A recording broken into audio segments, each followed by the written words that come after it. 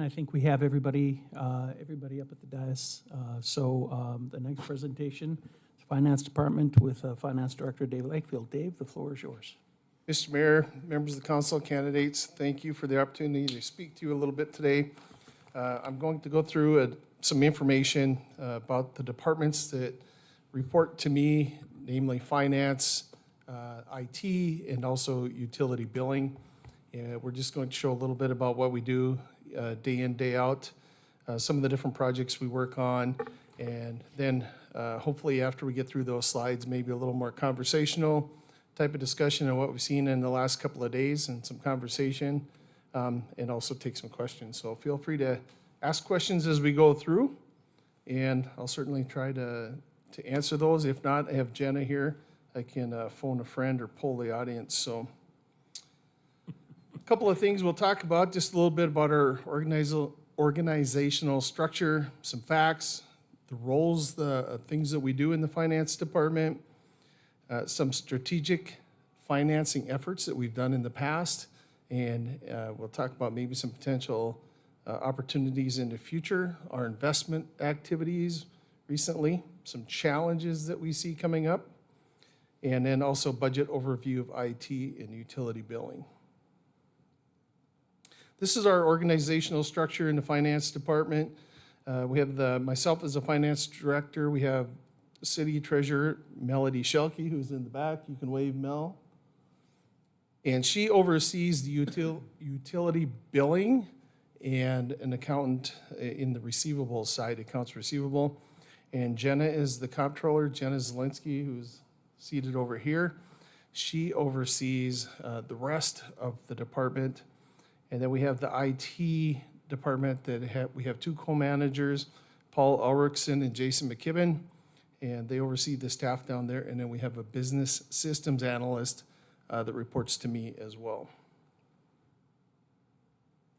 So some of the facts, did you know, and I've shown these a number of different times. It's amazing how often this comes up on social media and different discussions.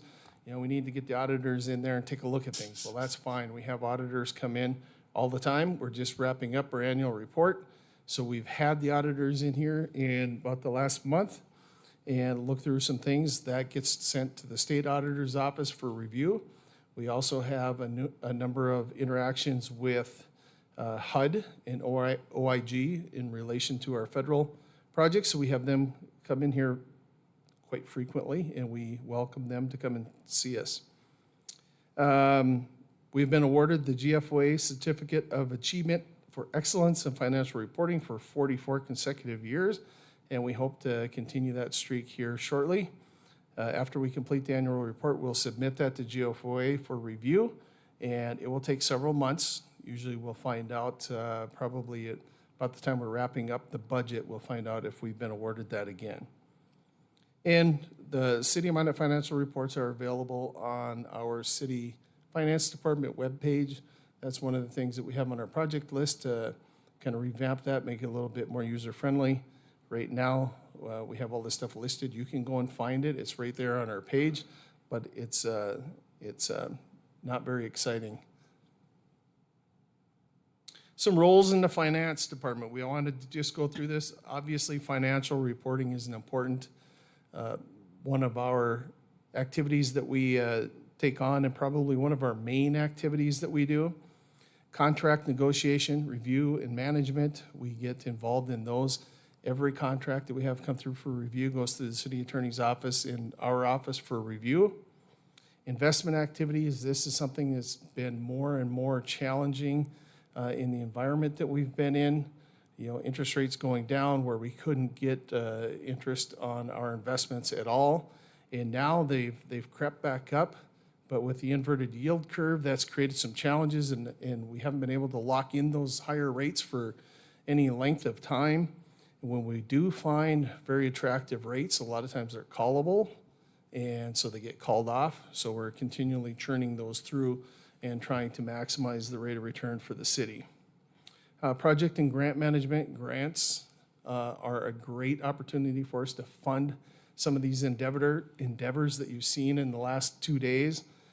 There's a lot of paperwork and compliance stuff that comes with those, and a lot of the folks in my department are the ones in charge of taking care of that type of stuff. Inventory management, believe it or not, we have to have some of this stuff on hand. You've heard it from almost all of the departments that the supply chain is still not back to normal post-COVID, which means that we have had to increase our inventory of things like water mains, valves, fittings to do repairs, fire hydrants, all of these types of things, water treatment chemicals. So we've had to carry more in inventory. So that's one of the things we've tried to work with our new system, is getting that all in place so we can manage that inventory as well. Maintaining capital assets, we have to record all of these, make sure they're properly insured, and for enterprise departments, we have to calculate the depreciation for those as well. Insurance management and claims processing, we usually go out, we issue an RFP. We're just about due to go through that endeavor again.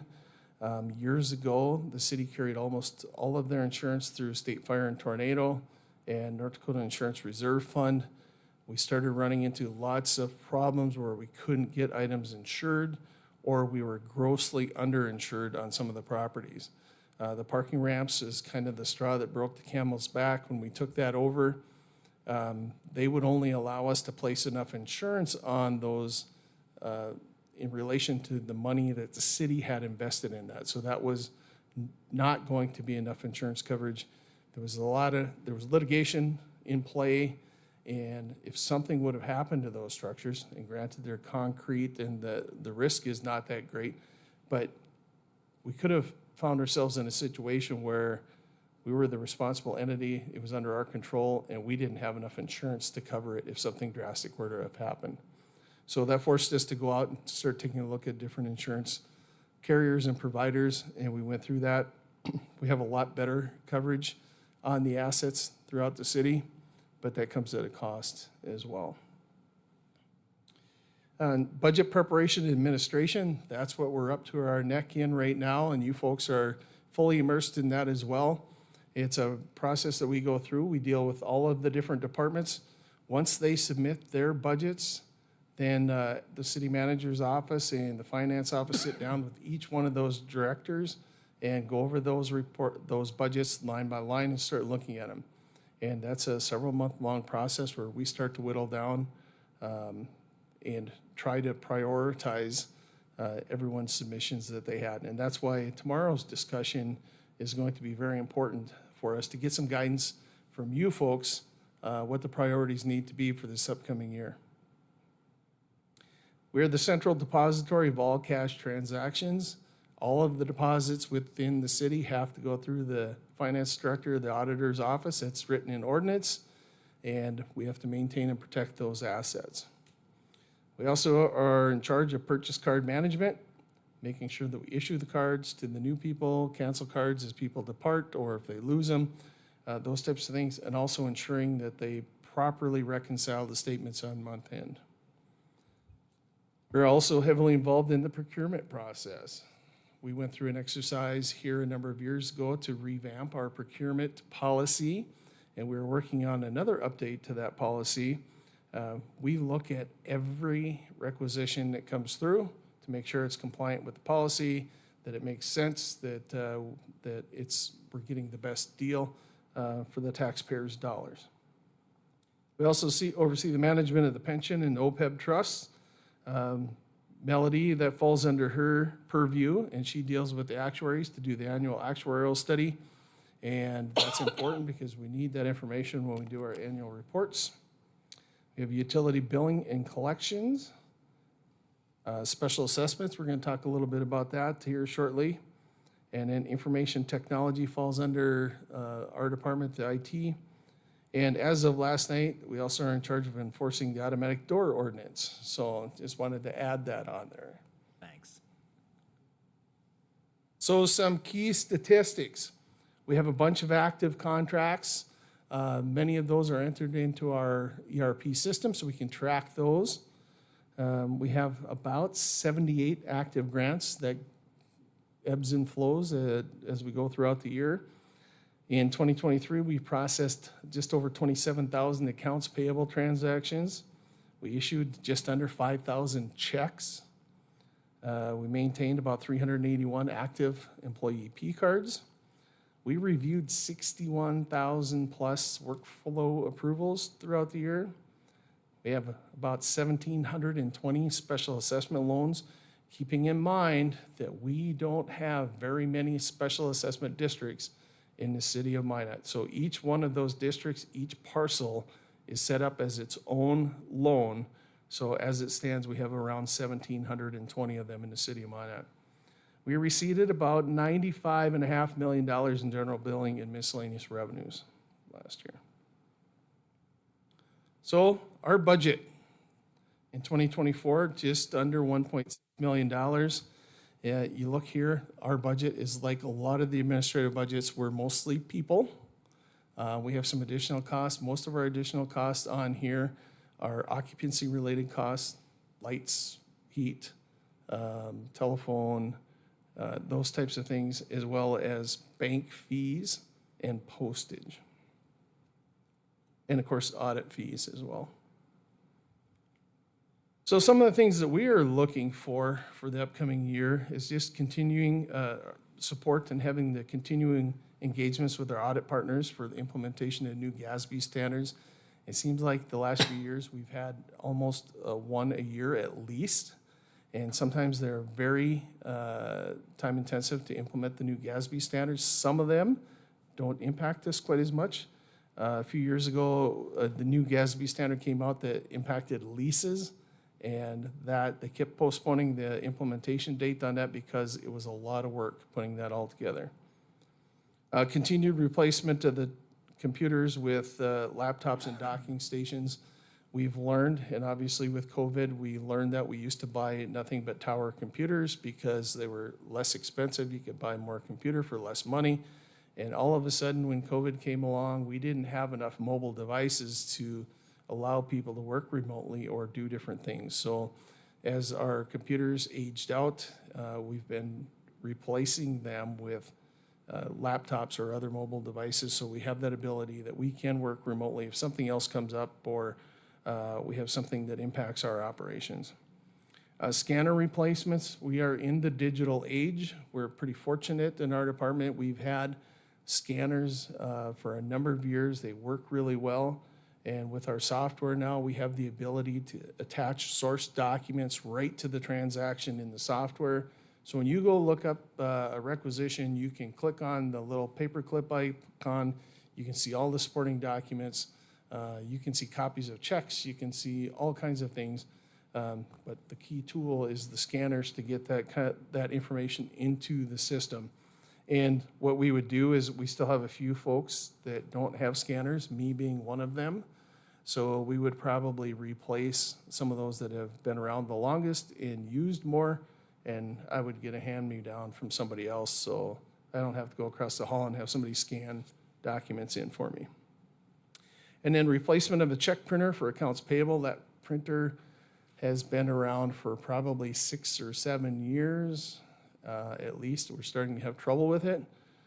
It's pretty finicky. There's some security features that go along with that check printer, so you can't just access it and start printing off checks. There's a fob that we used to use that goes in there. So that's something that we'll have built into our budget. And then a potential career ladder for a financial specialist to move up. So what we do all year, here's kind of our timeline that we lay out. And when I talk to folks, they ask me, is this your quiet time of year? Well, we really don't have a quiet time of year. So we have shown this timeline. It's just like Groundhog's Day. We get to the end of the year and we start all over again. But this doesn't really tell the whole story. This is kind of the chapters of our book throughout the year and the highlights. This doesn't address the day-to-day or the weekly or monthly activities. So when we were going through this, I wanted to put all of those other things in here too, and there just simply isn't room to put it in here without making it unreadable. So this next slide here, this is some of the ongoing monthly, daily, weekly duties that we do day in and day out. So these things happen on an ongoing basis, and we fit that in amongst all of those other projects that we work on. Some projects that we've completed in the last few years, migrating different departments to credit card processing through Tyler Cashiering. That's been an ongoing effort. We just converted utility billing to the new Tyler software a little over a year ago, and we had to jump through some hoops to get credit cards to work there and a new credit card portal. And now it sounds like they're trying to push us onto another credit card processor, which means we have to go back and revisit that process. So we're trying to work through that and still control costs with what they're going to charge us for interchange fees. We redesigned the general billing statements to accommodate mailing and consolidating departments to reduce printing and mailing costs. And you think that sounds pretty simple. Instead of generating a statement for maybe the water billing or water department and then maybe airport billed that same customer for something else, we used to generate a different statement for every one of those departments for the customers. And now we've been able to consolidate that, so we generate one statement for their activities throughout the city. So it doesn't sound like a big thing, but it definitely makes us more efficient, and it's a cost savings measure as well. We implemented email delivery for general billing customer statements in 2023. We're trying to really push that to get more and more people to go to electronic delivery. The cost of printing and mailing a statement, it doesn't take us, even if we get 30% or 40% uptake on that, it's a huge cost savings for us. We transitioned to an ACH EFT bank wire payment processing ability. It's still somewhat of a manual process, but we at least have the ability to offer these types of payments, especially when we have these large construction contracts and some of these big projects. Mailing a check for millions of dollars, they don't get too excited about that when it takes it 3 or 4 weeks to get to them. So they definitely appreciate the ability to send to ACH or EFT. We've upgraded our enterprise ERP system from the old version to the newest version. And again, that sounds like something that's fairly straightforward, but there's a lot of testing and other work that goes through that. Because we are integrated with other systems throughout the city, then we have to make sure that those connections also work with the new system too. We upgraded Tyler Cashiering. We've added American Express as a payment type. And of course, we moved to this facility here last April. We've been here for just over a year. Having the additional space and some meeting room has been fantastic, so we definitely appreciate that. We're up and live, I believe, with CityWorks online payments, and then assisting engineering with the implementation of the CityWorks software. Some more special projects continued. Converting special assessments to Tyler Enterprise CRP software. This was a long haul for this, and it was challenges and problems with the software. How we calculated interest on special assessments was different than how the software was set up to do that. So we either had to completely change the way we did that or get some modifications to the software. So that was a process we had to work through. And we went live with that in, February? January? Not too long ago, and it went very smoothly. Things have gone well, and our capabilities now are a lot better than they were with the old system.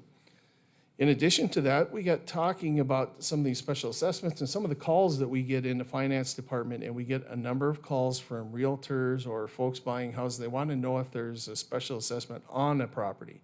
Well, the way it worked in the past is they would have to call finance department. Somebody would have to look it up and see if there's a special assessment there that hasn't been submitted to the county or certified. And we were able to come up with a software solution using the city's GIS map to make that information available. And I'll just click on it and bring it open here so you can see what it looks like.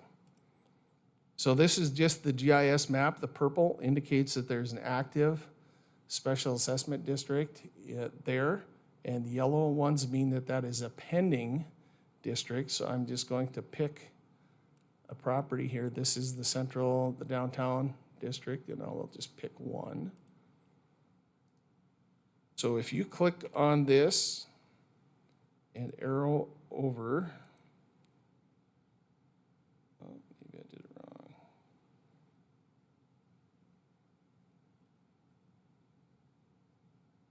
Okay, this tells you that this is part of storm sewer.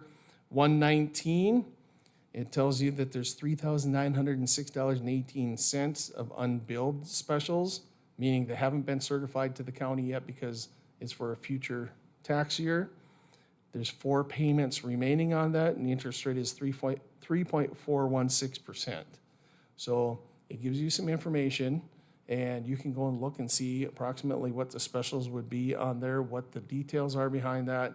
And obviously, we also tell them that they should call and verify that information, but it's a tool for them to use that they can tell if there is something that may be coming on a parcel if they're looking at purchasing it.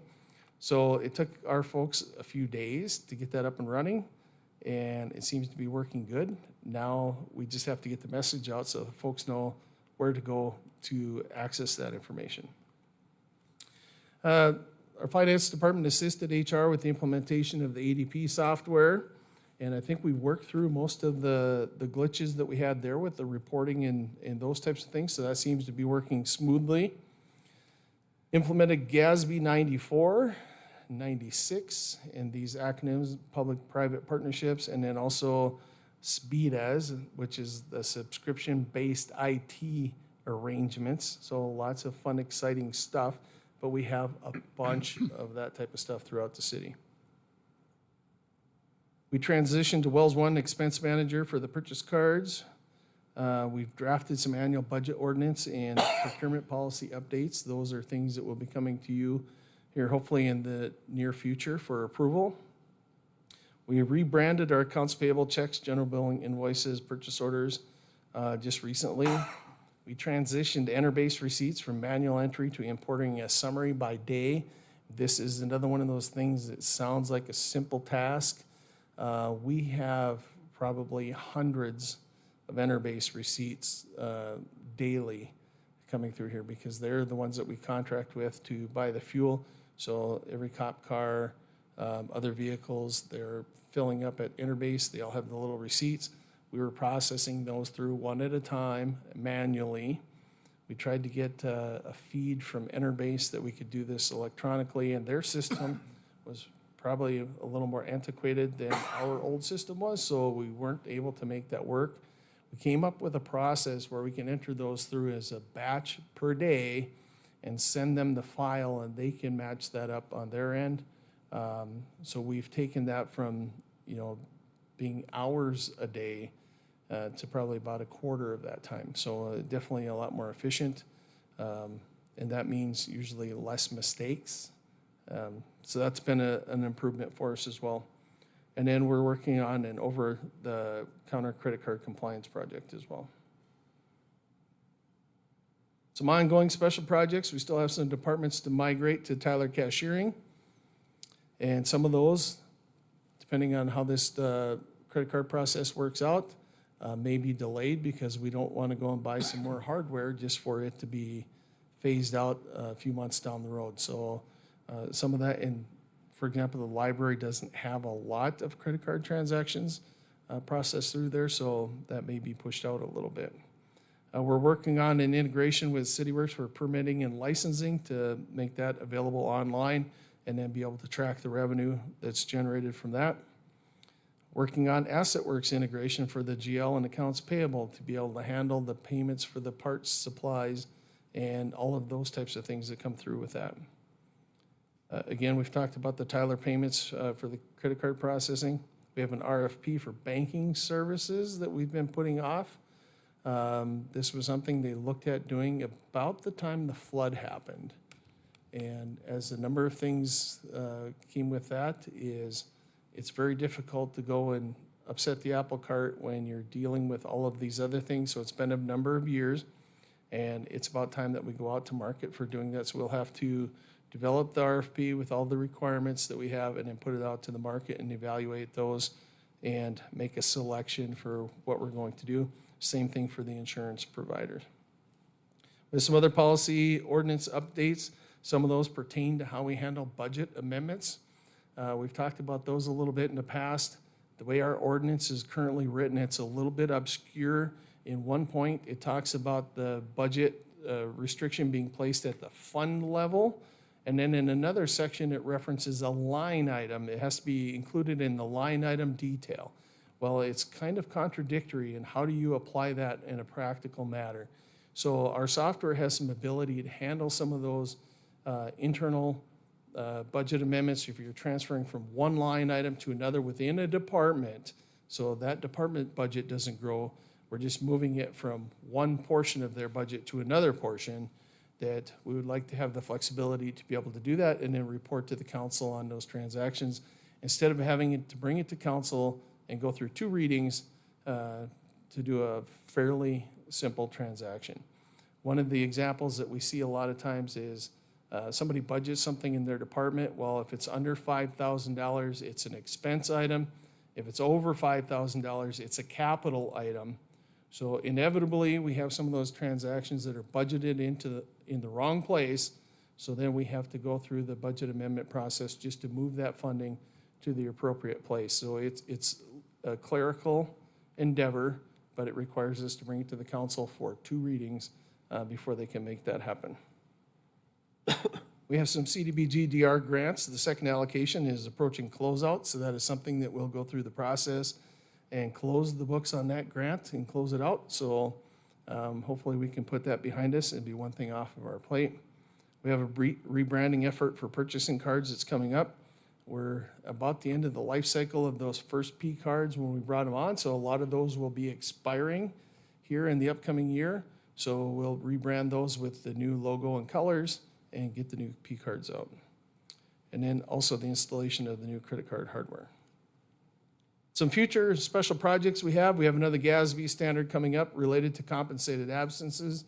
So with our new PTO, we don't think that will be a huge project for us, but obviously there's always some things we have to go through and change around. So we'll be working on that.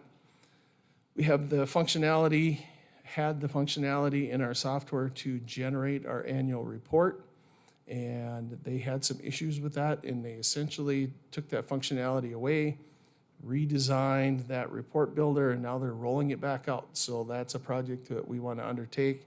Currently, we use a reporting tool in Excel that integrates with our system to get that information out of the system, but then Jenna and her team keys it into a format so we can print our annual report. So hopefully this will automate that process a little bit in the future.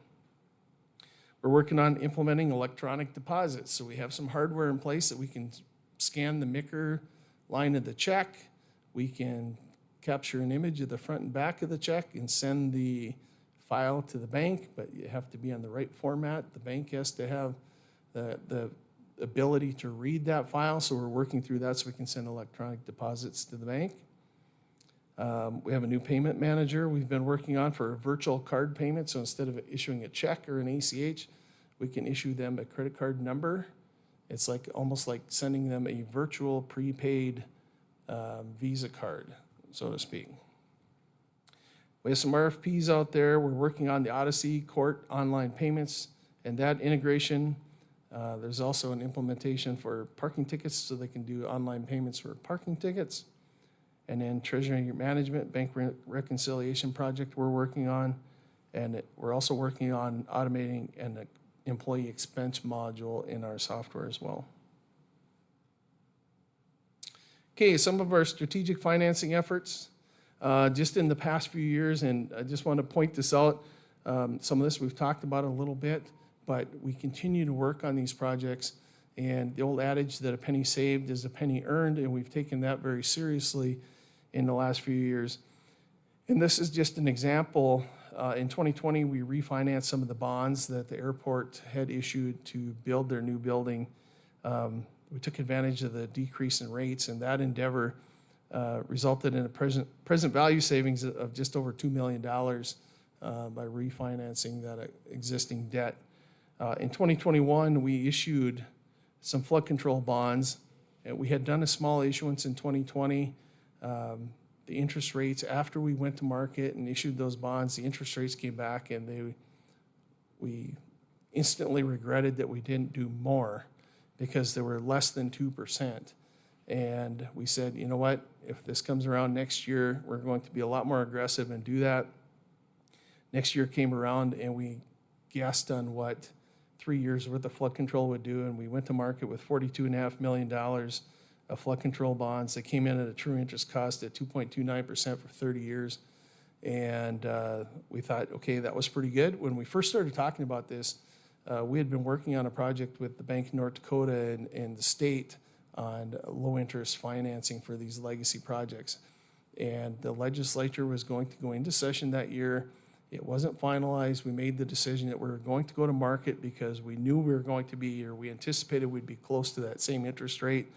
So we went to market, issued those bonds, came out with a great interest rate, and then we said, well, we're not going to spend this money all in 1 year.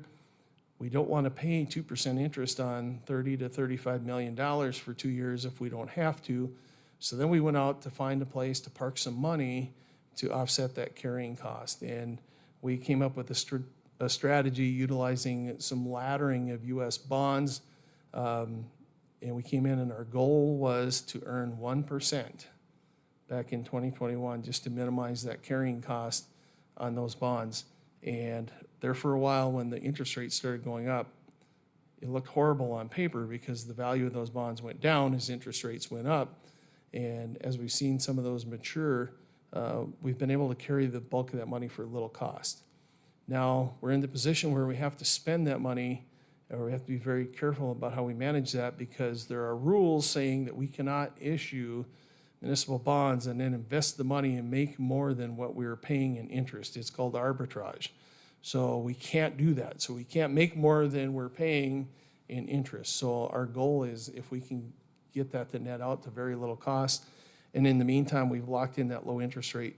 Today's environment, I would estimate that we'd probably be lucky to get 4.5% interest. So our estimate is that saved probably more than $12 million on that one endeavor. In 2018, we started discussions with the state of North Dakota and the Bank of North Dakota on saying, you know what, you have legacy money there.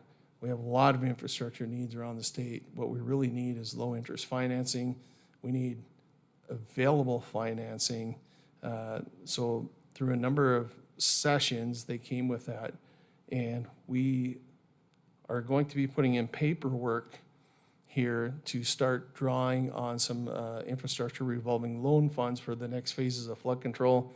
They have $40 million earmarked for us. That's at 2%, and we can go up to 40 years on that as well. So again, the cost savings on that, and that's been multiple years getting that in place, testifying at the legislature, meeting with bank officials, and that's going to come to reality.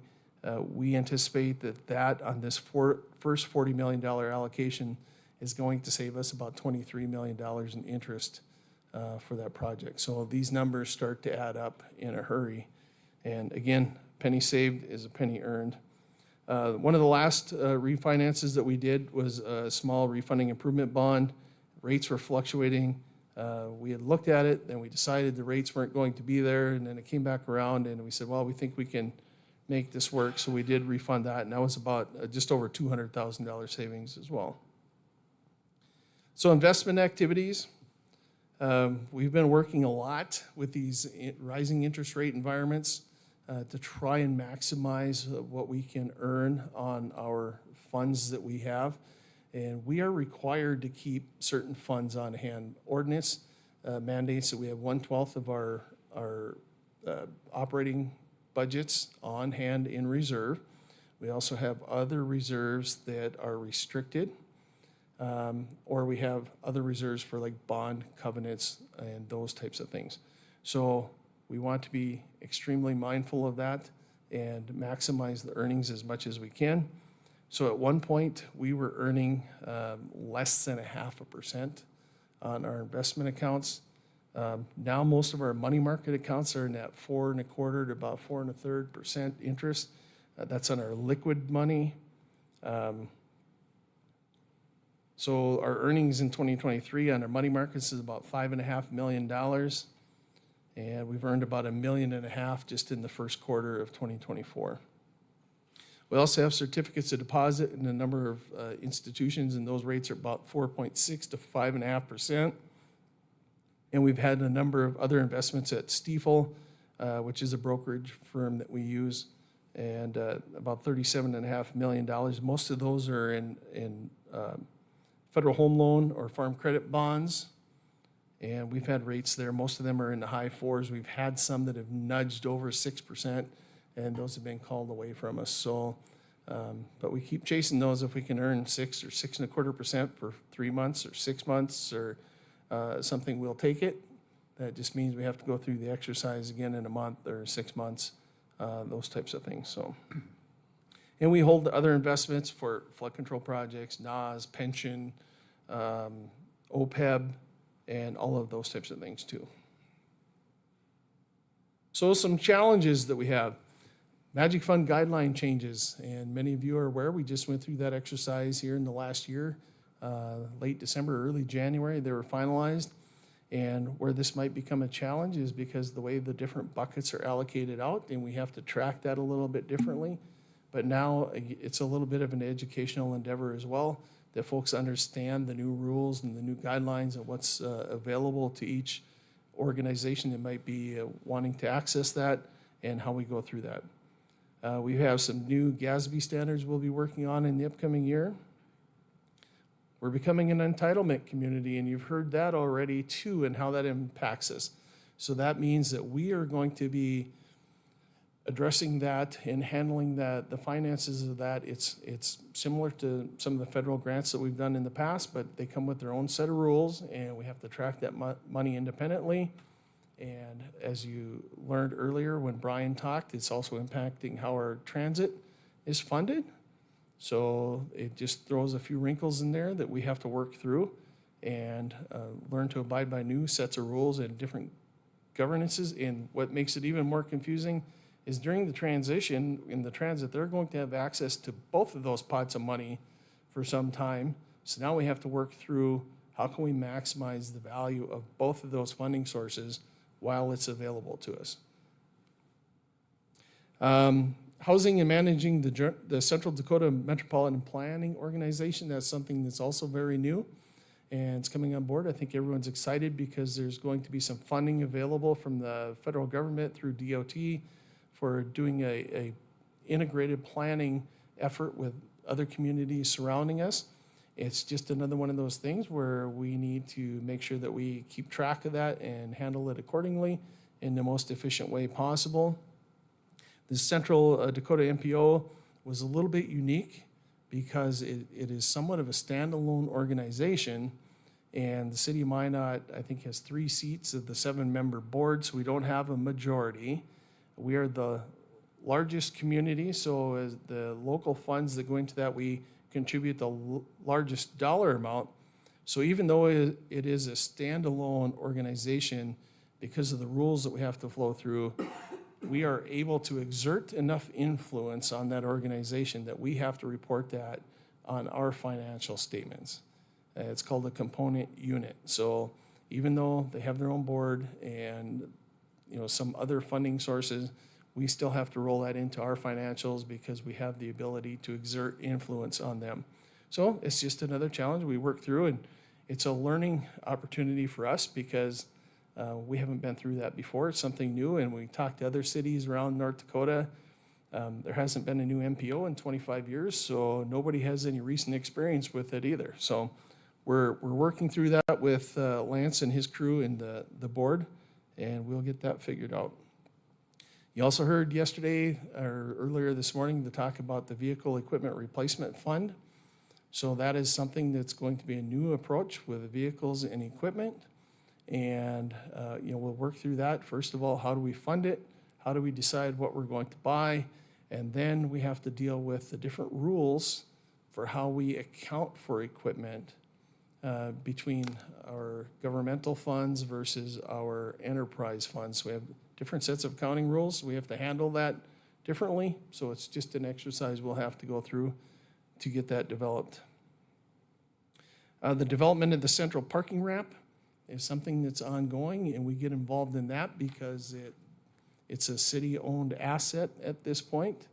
And we sit there and we try to figure out how do we maximize the value of that for the city, further development, what the future tax earnings will look like, what's our best options? What if things don't go so good? What's our exit strategy? How do we protect ourselves in that endeavor? So that's how we get involved in those types of things.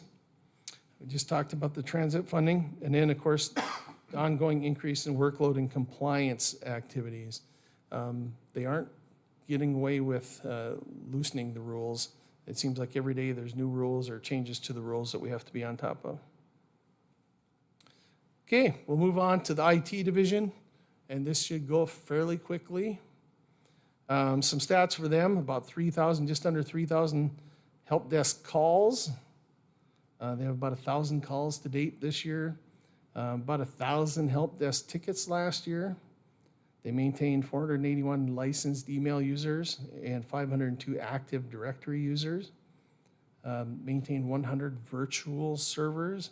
So a virtual server means we take one piece of hardware and they partition that out into separate individual servers. That's why they call them a virtual server.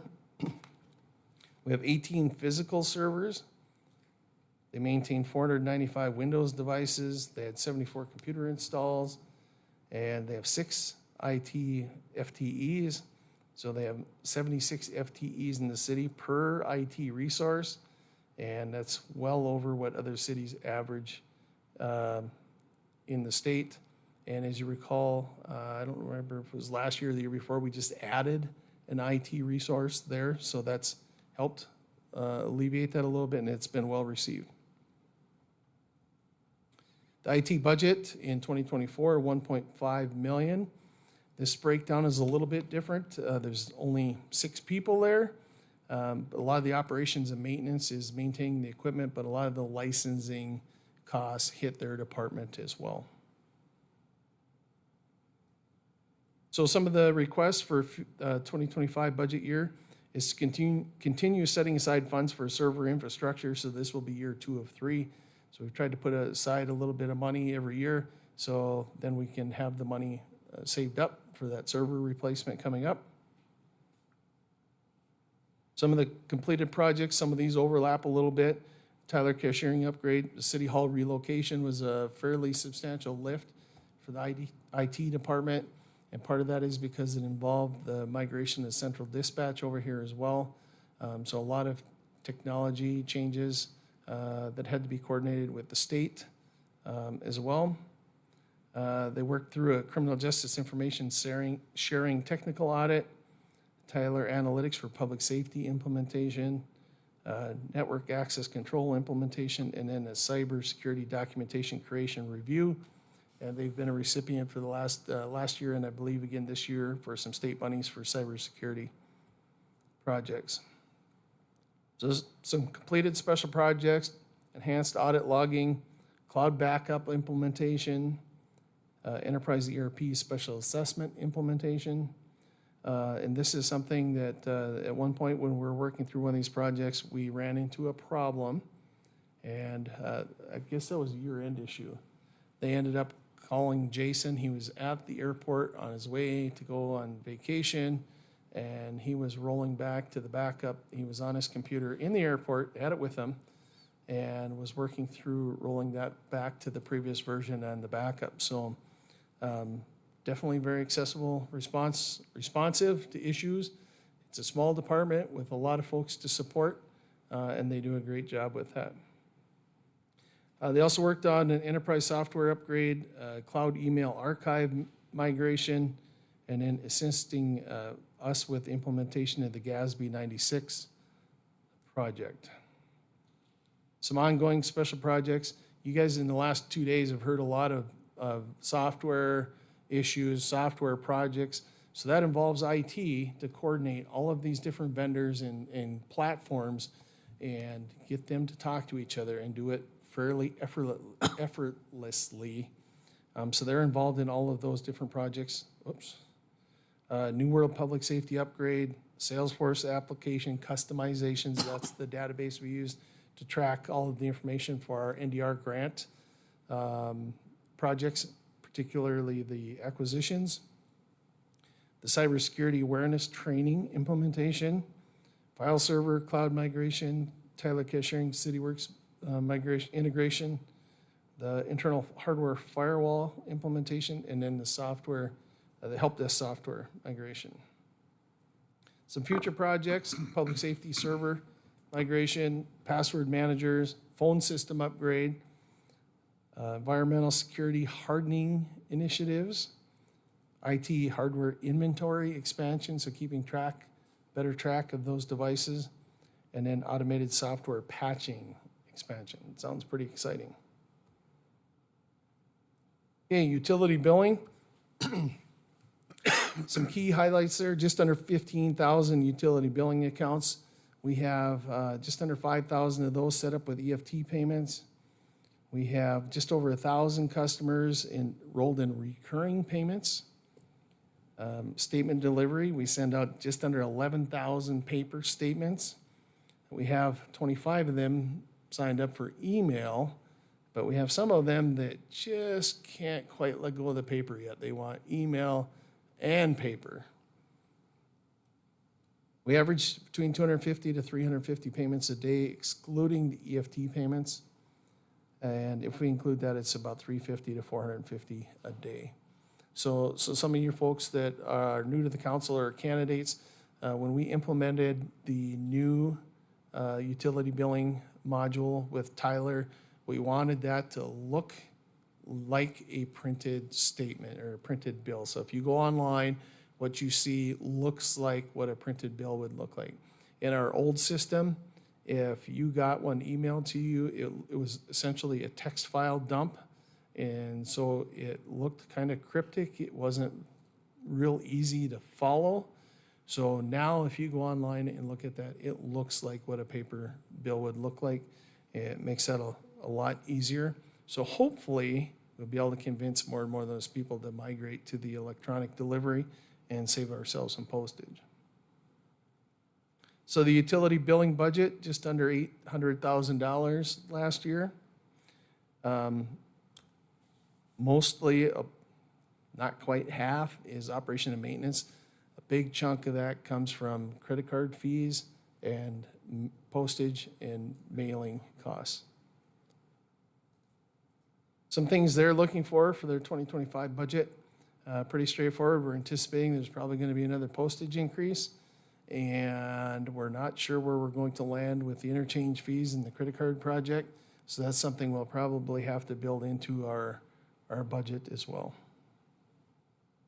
The completed special projects for utility billing, again, the Tyler upgrade, cashiering upgrade, moving to City Hall, implementing the recycling program in utility billing. So when we roll out that new project like that, we have to figure out how to bill for it and add it to the bills. We implemented the flood control maintenance fees in utility billing as well in the last year, and then rebranding all the billing notices. Ongoing projects, Jason referenced the water rate study. We negotiate or have to sign a contract with the Air Force Base every year. So we're dealing with federal procurement folks. Our former utility rate or water rate study, I think there was between 40 and 50 tabs on the spreadsheet, and one of the tabs had over 1,500 lines on it. So you had a few sections that you knew you could go and make changes. But you didn't want to touch anything else because it was very difficult to figure out how everything would impact the output on that. And then to be able to explain it to the federal government to why we were raising their water rate was getting to be difficult. So that's one of the things we're looking at. We want to have a robust water rate model that we can do so we can look at different things like the size of the meter, the demand that they have, all of those different types of things, but we also need to be able to explain how we came up at that number at the end of the day. So when we're signing that contract with the Air Force, that we have something that's defensible and that we can explain to them. We're working on creating some SSRS reports. That's just our reporting tool in our system for utility billing consumption, and then a host of other integrations, new credit card hardware again, and then feasibility of special assessing delinquent accounts. So this could include utility billing accounts or potentially other accounts that we have throughout the city too. Okay, any questions so far? Any questions from the council? Steve?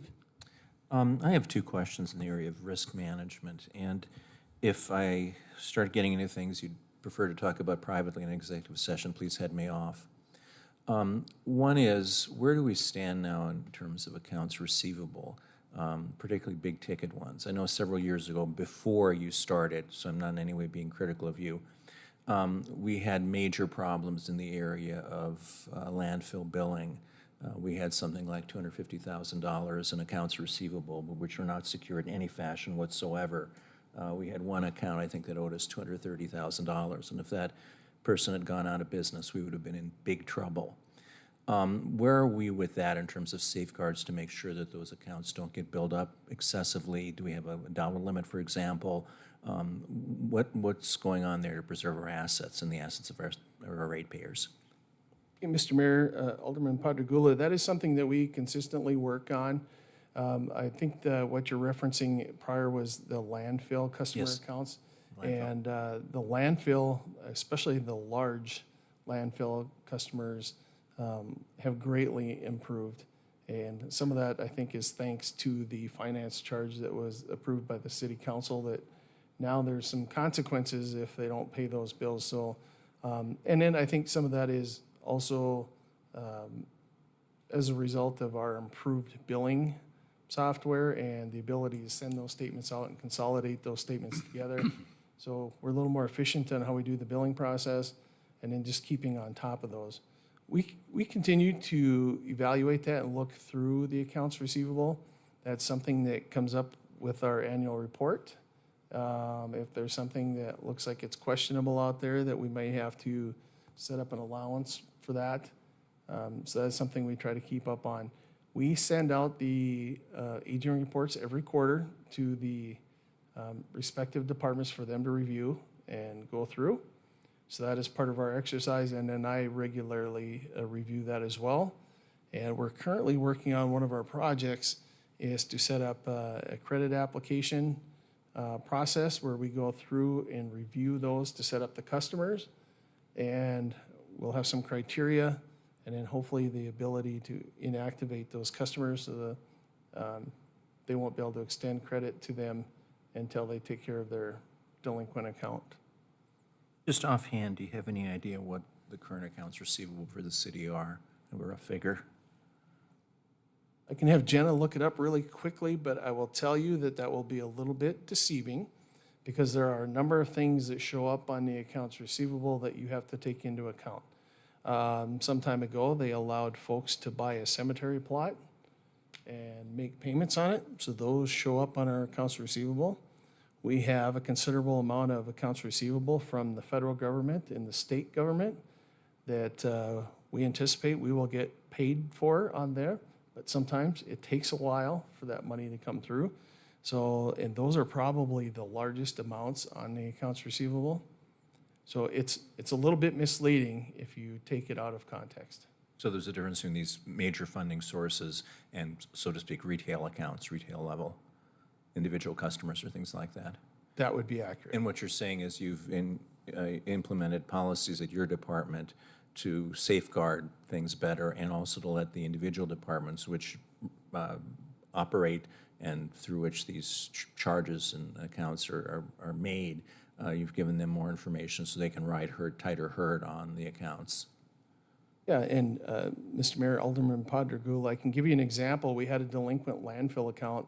There was a contractor that was in town constructing a new car wash, if you can believe it or not, and they had done something wrong, so they had to tear out a bunch of concrete and hauled it to the landfill and racked up about an $18,000 landfill bill. And that was something that came to our attention, and I'd made some calls going through the accounts receivable and couldn't get any response. So the construction project was still ongoing, so I drove out to the project and found the superintendent on site and said, you know, you need to get this landfill built. It was one of the subs.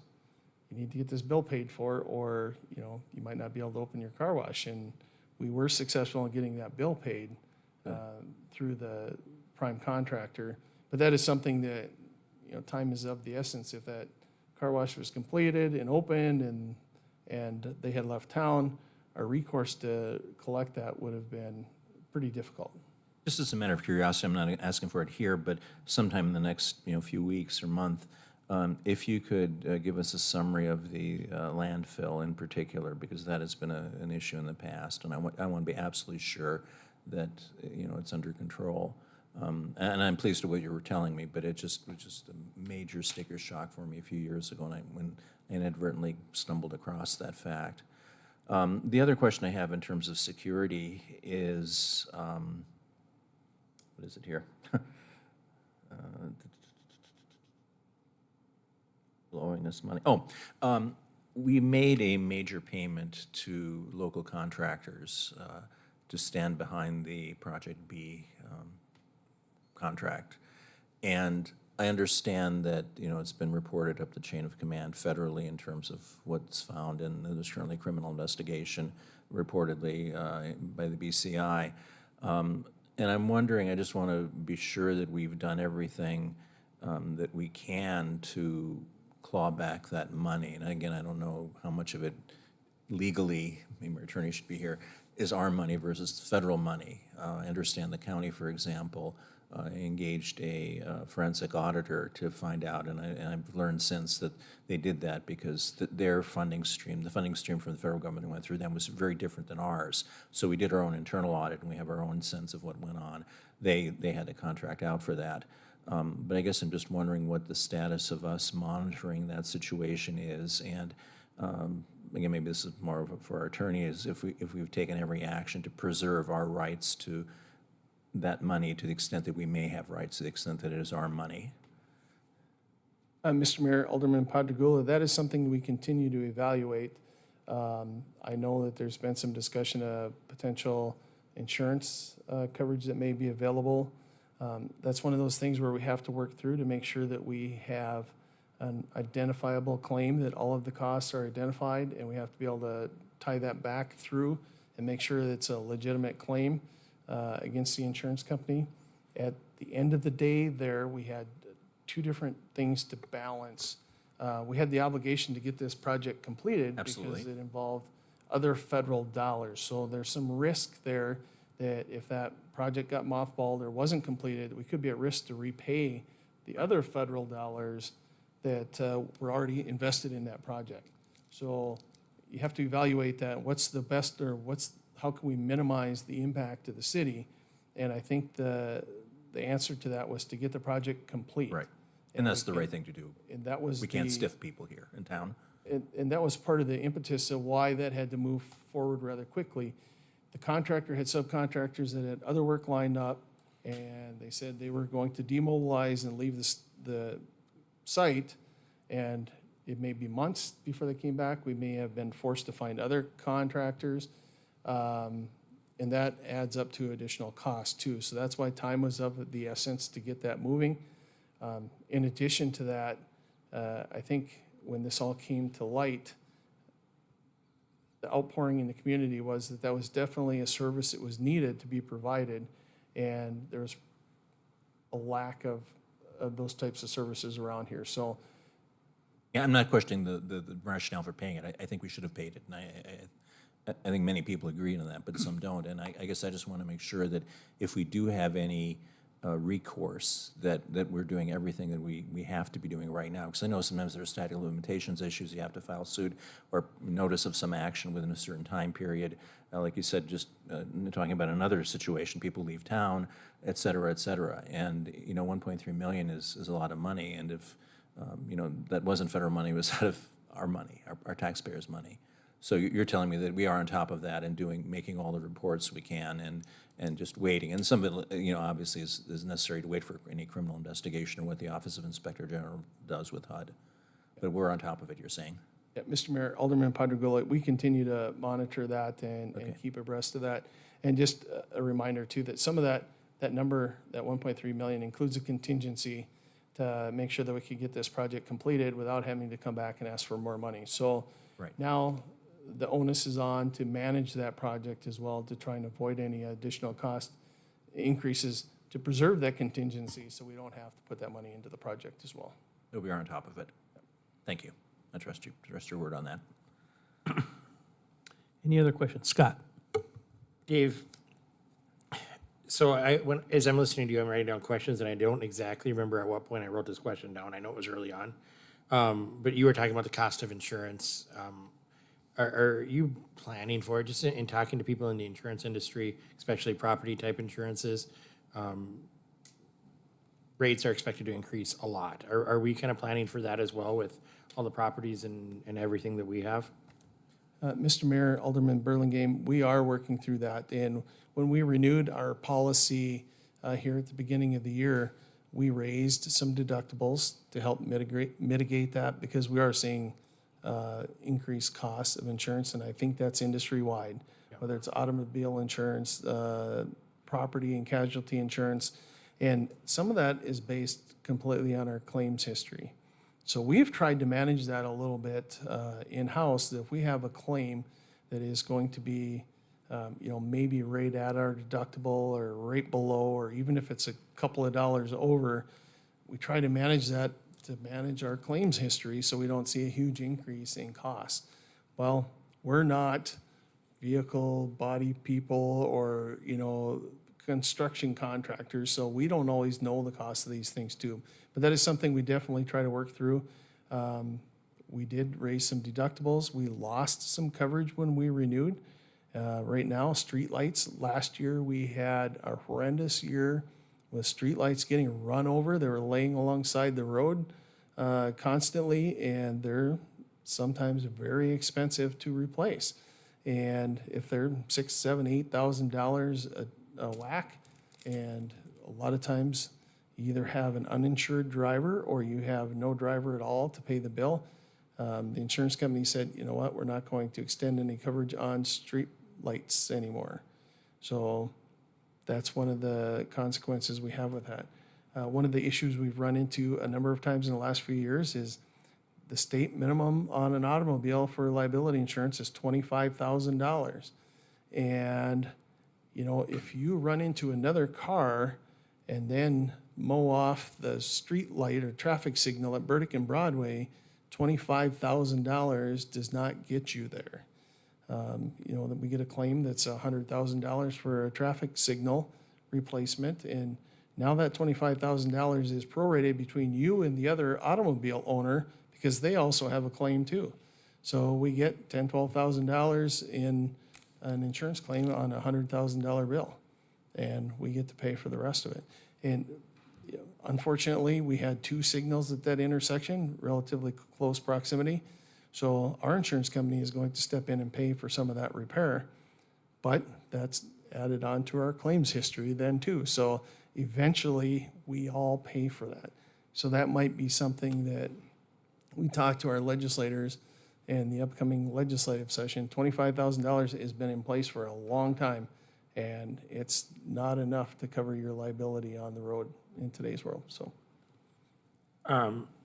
You talked a lot about credit card payments and processing through Tyler cashing. When we had municipal court here yesterday, obviously you talked about how that hasn't been set up yet and the problems with that. Is there other areas of the city that are not at this point accepting credit card payments? Mr. Mayor, Alderman Burlingame, I don't know that we have any place that isn't accepting payments. The issue is that we have multiple different systems that we're accepting credit card payments from.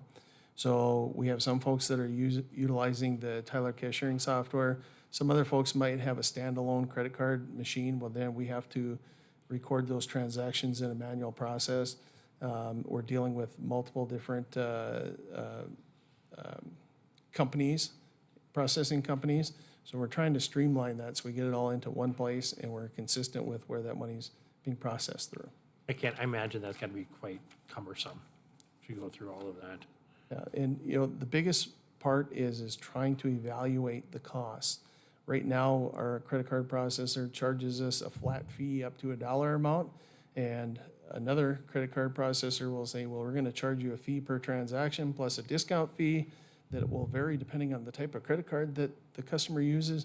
So try to figure that out amongst the different billing rates and figure out what our costs will be. There's a lot of unknowns, so at some point, it's a best guess estimate as well. When you were talking about scanners, laptops, things like that. And obviously, what a lot of organizations did is exactly what it sounds like the city did, which was when COVID hit, there was an effort to kind of transition away from towers into more mobile settings and stuff like that. Does the city have and stick to like a regular replacement? Are we going to end up in a situation where 4 years from now, or 2 years from now, or how long ago was COVID? I can't even remember. They're all going to be kind of running out about the same time, or do we have a regular replacement system for that type of technology? Mr. Mayor, Alderman Burlingame, we do have a regular replacement schedule our IT team goes through, and we often extend that replacement schedule. But we have like an extended warranty program that we can get that will cover those machines, so we can extend them out a couple of years. It's been fairly cost effective. In the meantime, occasionally we get a machine that comes through that is just a problem for whatever reason, and sometimes you have to make that decision if we're going to extend that particular machine for 2 more years or just replace it out. But we do have a regular replacement schedule. The final question I had was, right at the end, you talked about special assessment delinquent billing.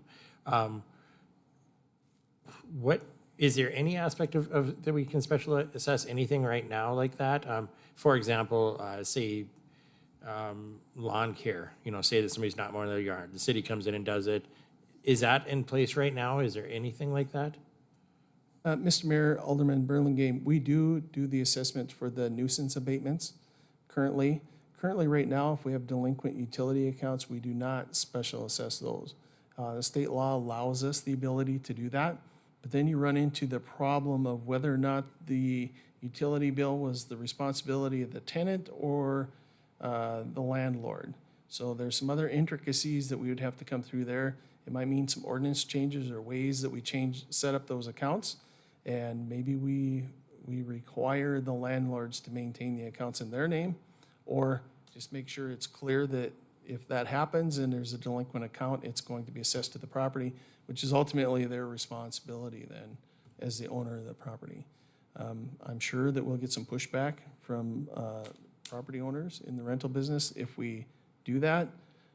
Our process now is we send that to collections if we can't collect from those folks, and our success rate there is not great. Just because these people are somewhat transient, they move from place to place, or they just don't have the means to pay. There's no assets there to attach to. And if they are successful in collecting it, they take about half for the collection fee. So the end result is we don't get nearly the amount that would be if we went through the special assessment process. Great. That's all I have. Thank you. Any other questions from the council? Steve? Just a comment, I wanted to kind of reinforce your suggestion that we talk to the legislature about the liability limits. I think we have a list now, probably half a dozen items we need to be talking about. I strongly recommend we do that come the session. If I can quickly get another item on the screen here, I want to bring up another slide. This is the graphic explaining where our sales tax pennies go. And I know this came up in conversation, one of the earlier presentations. So first penny is on the left, second penny is on the right. Currently, the first penny, half of that is allocated towards flood control, 10% to property tax relief, 15% to economic development activities, and 25% to improvements. Second penny, the initial allocation of this would have been 40% to infrastructure, 30% to property tax relief, and 30% to flood control. But because we had to reallocate some of that to NAS, we put 40% to NAS. The other ones get reduced proportionately based on that NAS allocation. So when NAS is finally fully paid for and complete, and that allocation goes away, that money will then be added back to those other allocations. So flood control will be 30%, property tax relief will be 30%, and infrastructure will be 40%. That's going to be critical because with the interest rate environment we are in and the inflationary environment we are in with flood control, the current allocation isn't going to be enough to pay for it. So once NAS goes away, that extra 12% sales tax dollars comes back on board. That's going to be needed to fund the remainder of flood control, and we may even reach a point where we have to allocate additional dollars towards flood control. This may be digging a little bit too deep, but Dave, can you talk about your philosophy when it comes to forecasting revenue, whether it's subsidy, sales tax? What goes into that when you're creating your budget? Mr. Mayor, members of the council, we would like to hit this directly on the head if we could pick a number and it would come out exactly where we're at. That's not usually the case. They're pretty volatile. Some of these income streams, sales tax, hub city dollars. So we tend to be a little bit conservative. And my analogy is if I estimate that a sales tax penny will generate $10 million and we budget accordingly and we have a great year and we collect $12 million in sales tax dollars, yeah, we missed the mark a little bit, but now next year we come in, we can adjust our forecast and we have $2 million in the bank that we can now budget to spend. So we're not always budgeting and spending revenues, future revenues. Some of that component is going to be money that we've collected and have in the bank already. And we tend to do that because these volatile income streams, if we forecasted too high of a number and budgeted to spend it all, and then in the middle of the year, we say, you know what, we're coming way short on sales tax revenues, we have to make cuts. And in some cases, if you've already awarded contracts or spent the money, you can't reel that back in.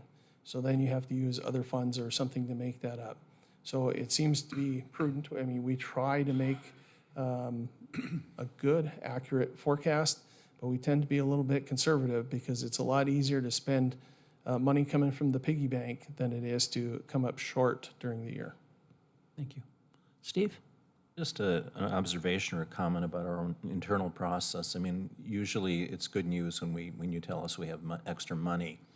And what I've seen is that we tend to use it in an ad hoc manner. If there's some issue that just come up recently, we tend to, spend it on that. Or if some project, tears at our heartstrings, especially for some older people, we tend to go there. And I'm wondering if maybe we shouldn't have a list of things that if for some reason we have more money, we've decided as a council to prioritize. I mean, I think many organizations, department heads are given a budget and are also told to be ready if there is some contingent, some urgency to cut back a certain percentage, 2, 3, 5, 10, or whatever. I mean, normally I think that's horrible budgeting, but occasionally bad things happen, and I think most managers in the back of their mind will have some idea of what they would cut if they had to cut, if they were directed to cut. And I'm wondering if we maybe should have something like that in reverse, where we sit down away from the pressures of day-to-day stuff or, some very needy project that comes up, and kind of think through where if we did have some extra money, how might we spend it? I mean, it's just a thought for us, our internal process. I know one of the things I do sometimes to help myself fall asleep or deal with some difficult situation is how would I spend the money if I won the lottery? And I have a very detailed plan on doing that. It's amusing. It's fun. For the dollar I spend on a lottery ticket, I guess that's the joy I get from it. And it's the only gambling I do, by the way. But seriously, I'm wondering if maybe we should be a little bit more deliberate about that, in case we do have good times, which we've had lately, actually. And I think a lot of that is due to the steelier eyes of the administration and the tighter controls that you've implemented. So just a thought for us in the future. Mr. Mayor, Alderman Padugula, that's a great point. We've had some of those discussions, and I'll take the blame for some of this. Earlier years, oftentimes when something unexpected came up and we knew it was something that needed to be funded, needed to be addressed, I think our course of action was to address it head on and come to the council, get the budget amendment, and address it that way. And part of our rationale behind doing things like that and trying to address those things is we didn't want department heads to, quote unquote, pad their budgets in case something unexpected came up. We felt it was maybe more efficient to try to come up with a lean budget and address those one-off scenarios as they came up and figure out where the best way to fund that was. I think with the direction things are going and some of the needs that have been pointed out in the last 2 days, we will probably have to reevaluate how we approach that. And that item I addressed earlier with having some flexibility to do what we are referring as internal budget amendments, then maybe the course of action will be to have those department heads find that money within their own budget first. That'll have to be the course of action, and we won't be coming to ask for dollars in April, May, or June. That they're going to have to find some efficiencies to make that up, and if it just doesn't work by fall, then we have to reevaluate it and move forward. And maybe that's the hybrid method. I think we probably do have to change a little bit. We can't be at either end of the extreme either. So and maybe that's the approach that we need to do to try and counteract that. Dave, we're required to have a reserve. State mandates a reserve. Can you talk about that a little bit? Mr. Mayor, members of the council, actually, city ordinance requires us to have a 1/12 reserve for each fund a number of years ago, and that ordinance probably predates me. It's been around for a while. We've said that on an operational basis, we wanted to have 3/12 reserve, so 25% of your operating budget. And the GFOA recommendation is you should have at least 30% of your largest operating fund in reserve, which for us would be general fund. So we try to track that.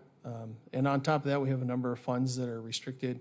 We have PFCs and CFCs at the airport that can only be used for certain purposes, NAS funds, flood control funds. We have Magic Fund. They're all restricted and can only be used for certain purposes. So we have those funds on hand too. So, Thank you. Mike? Thanks, Mr. Mayor. Dave. So it actually was good the last couple of conversations here because it was a direction I was heading. What I want to talk about now a little bit is how we look at the expense side of the equation. Do you, and I don't know if you guys are at that point yet with the annual report for 2023, but off the top of your head, do you have a sense? I think the budget in 2023 was 182 million roughly. Do you have a sense for what the actual expense came out at for 2023?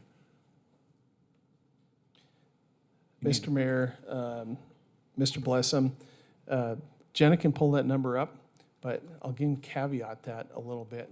Sure. That oftentimes what we budget and how these construction projects work out, we don't always have that money expended by the end of the year. So we have to be a little bit cautious that we can throw a number out there, and if you have it out of context, it maybe doesn't represent exactly what we think it does. Yep. So if I can kind of take the liberty here, one of the things that I look at in particular in the general fund is not only just the expenditure side of that and where we come in according to budget, we also have to look at the revenue side. Did we do a better job at collecting or raising revenue? And at the end of the day, how was our fund balance at the end of the year? So that's kind of the bottom line, literally, where we came in. If we manage our expenses and come in under budget, that doesn't necessarily put us in a better position if we didn't raise the revenue that we anticipated either. So we have to take that whole picture and look at the fund balance at the end of the year to see where we come into play there. That's kind of the measure that I really take a look at to see where we come in. And I'll use the example for the last couple of years, we've budgeted to use reserves to balance our budget. And that's fine. I think in 2024, it was 2.9 or $3 million. So meaning if we spent everything that we budgeted and we only collected what we anticipated, our fund balance would be $3 million less at the end of the year. We would go backwards. So it's our job then to manage those budgets. Either we need to spend less than we anticipated, or we need to raise some revenue from some other source. And the ultimate goal is to come in that we want that fund balance to at least stay level, if not increase from year to year. And the fund balance is important because when we have these big generational projects, like a police department building or another fire station or something that comes up, that's our funding source that we would want to tap into to be able to pay for that. Now, if we're going to spend 30, 40, $50 million or whatever, we may not be able to pay for that all up front. So we have to be able to manage that a little bit.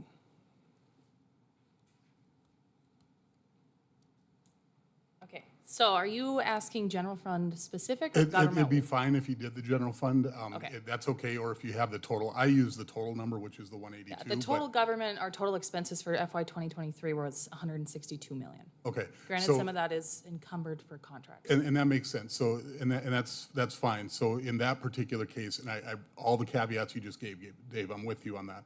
So in that particular case, in 2022, we were about 20 million under what we intended for the budget. In 2020, that's 2023, I'm sorry. 2022, so that was, what would that be, 12-ish%? I'm doing math in my head at the days here, that's not good. Whatever that was. 2022, I look back, we're at 167 actual versus a budget of 175.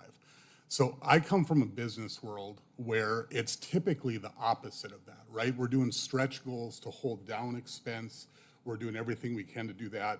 You maybe have stretch goals on the revenue side. Now, certainly from a government perspective, I get being, we're gonna be conservative on the revenue side. That makes sense to me. The expense side, it gets to a budgeting philosophy in my mind that we've got, and it's 2 data points. Believe me, I understand that completely. It gets to a budgeting philosophy where when we're using year-over-year budget as our baseline for how all of us are looking at this, to me, it clouds that picture a little bit to not understand what's actually being spent. And where this came up in the last 2 days and where it clicked home for me was in the police department's budget, we've got 58 officers in there. We can't possibly hire them. Not a chance. I mean, maybe we'll have better recruiting this year. So my point is, and this will maybe get into some of the conversation tomorrow as we look at what direction, and again, I'm a candidate, so take it for what it is right this second. But the point of it is here is that I want to understand that a little bit better because I want to understand the dynamics of that, and particularly the year-over-year things you're talking about, because that could solve it all for me. That could get me to the point where I understand it now. And so I don't know if there's a comment for you there, David. I just wanted to throw out sort of the thoughts that are going through my head my first time through this. Mr. Mayor, Mr. Blessum, I hear what you're saying. A couple of years ago, we went through that exercise in the budget where the police department, their authorized force was more than what was budgeted because of the turnover, and they hadn't been at full strength for a number of years. And that was the decision is that, you know what, if you could get to full force, that would be great. You can come back to the council, we'll give you some more money. But that was the thought process behind that. You weren't going to spend it. The flip side of that is in order to spend it by North Dakota law, we have to appropriate the expenditure. So, the only way to offset that once you submit the budget would be to go back and pull from fund balance. So, which is definitely doable. Obviously, we don't want to get in the habit of doing that for large tickets or other things. And that's one of the things that I think we need to rein in, that we need to make sure that what needs to be in the budget is vetted out through the budget process and avoid coming for these big asks in middle of the year because we're circumventing the budget process. So that's something that we have to address and look into going forward. And definitely we'll take any suggestions that are offered, so. If I can continue. And so I'm with you completely. And so we've heard a lot over the last 2 days about needs everywhere. And I mean, for me, it's been very eye-opening. We certainly understand that. I think of roads. We walk through the airport. We see needs with dripping roofs and all kinds of stuff, doors that don't work. I think that all makes a lot of sense to me that we need to be working through a way to address that. And so for me, it becomes this thing where if I've got, if I've got that much extra money that's being asked from the public, because again, the police force is directly going to the property tax. I mean, that, if, that could be just top of my head again, $1 million, $1.2 million, something like that for the 13 extra officers. And we could use that for roads. Instead of allocating 8, we're at 9.2. Or the airport could need 500,000 for fixing the doors on the roof. And so for me, it's about getting everything right-sized, so we're right. But I do understand also, hey, man, they did find 8 officers all at once. We'd all rather have the 58. I'm on track there. The question is it reality?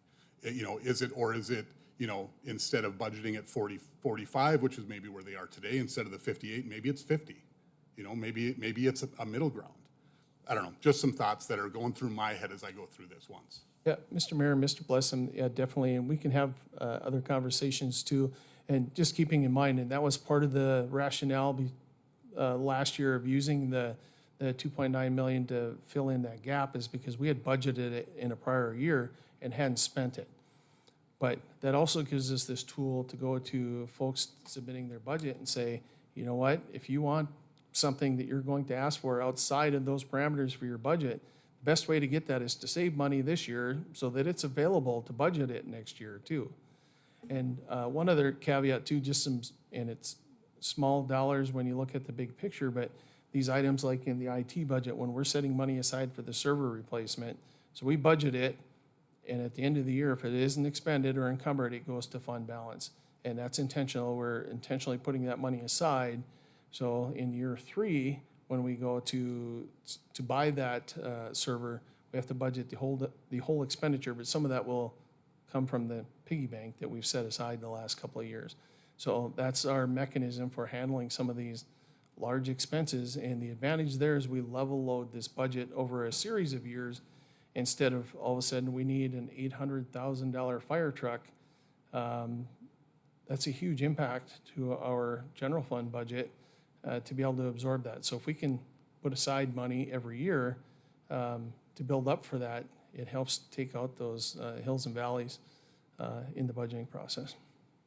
So just to, if we're finished here, we have to, we have the planning commission that is going to be moving into the council chambers here shortly. So we will have to wrap up this presentation and more than likely move to have Harold's over in the finance conference room.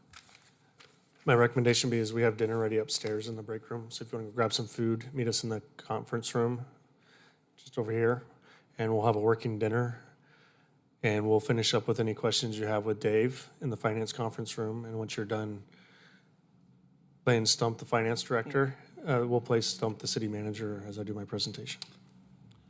Mr. Mayor, I will have Yes. to miss the final presentation, so I have a family issue.